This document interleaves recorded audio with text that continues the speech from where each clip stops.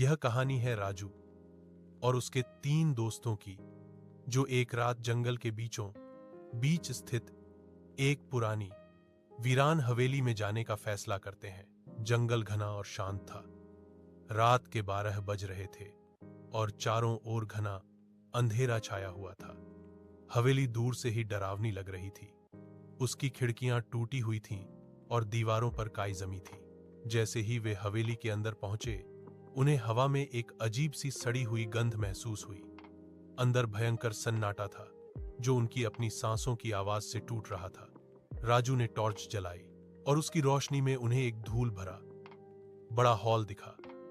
Hall के बीचों बीच एक पुराना झूला धीरे धीरे हिल रहा था, जबकि हवा बिल्कुल बंद थी।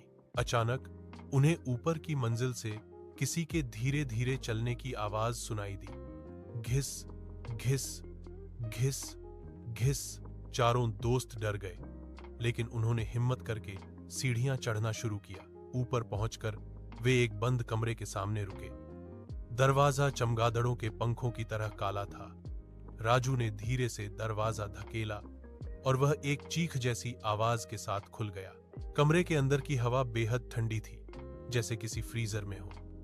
कोने में एक पुरानी तस्वीर लटकी थी, जिसमें एक डरावनी सी दिखने वाली औरत बैठी थी। जैसे ही राजू की टॉर्च उस तस्वीर पर पड़ी, राजू को लगा कि उस औरत की आंखें हिल गईं और वह मुस्कुराई।